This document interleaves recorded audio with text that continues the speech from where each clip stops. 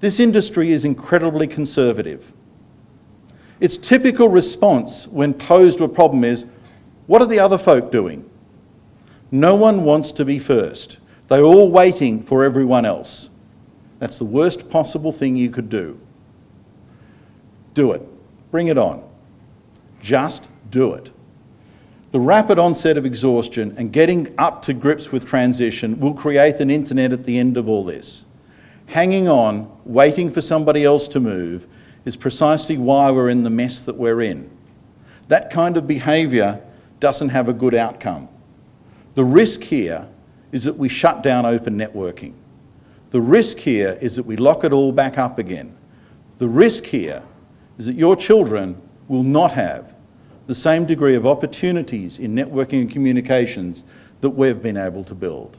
The risk is we would have lost everything.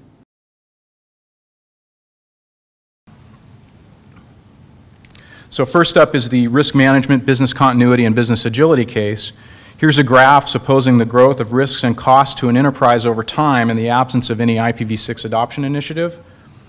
In other words, the enterprise that ignores IPv6 altogether could lose the ability to cost-effectively respond to the growing outside use of IPv6. Planned IPv6 adoption helps prevent a crisis scenario where an enterprise with no IPv6 adoption initiative has to suddenly adopt IPv6 in order to keep critical services and processes online. It's all too likely that in such a scenario, unmanaged service interruptions and uncontrolled costs will be the result. And such a scenario may, of course, draw resources away from other critical IT initiatives, threatening or reducing business agility. Next is the competitive advantage case.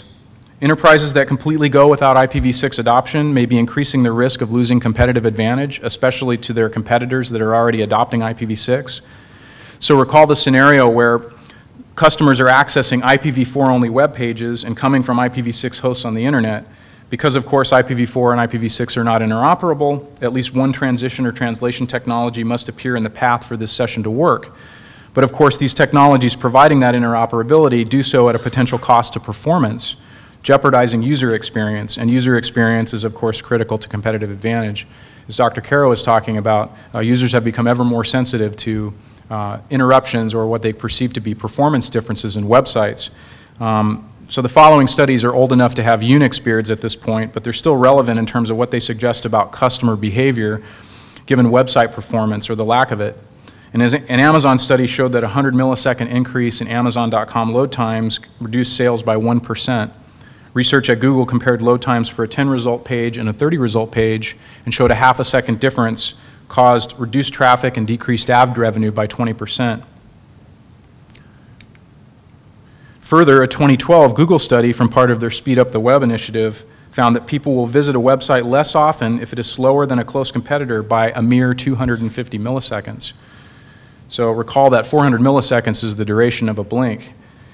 Enterprises need to be sure that competitors aren't already providing their content over IPv6 and avoiding any potentially reduced performance, degraded user experience, and subsequent loss of competitive advantage. Service providers appear to have advantages over enterprises in the areas of both resource dedication and training. Such advantages underscore what appear to be a vicious cycle at work, one that impedes IPv6 adoption progress in enterprises. The lack of IPv6 training leads to a lack of confidence to deploy IPv6 incrementally. That is to say, in the absence of a formal and comprehensive plan based on management buy-in. Meanwhile, the mythical perfect business case for IPv6 adoption doesn't arrive, and all of the above conspire to undermine executive confidence to buy in and allocate the resources for IPv6 adoption, especially for IPv6 training. So et voila, the enterprise IPv6 death spiral.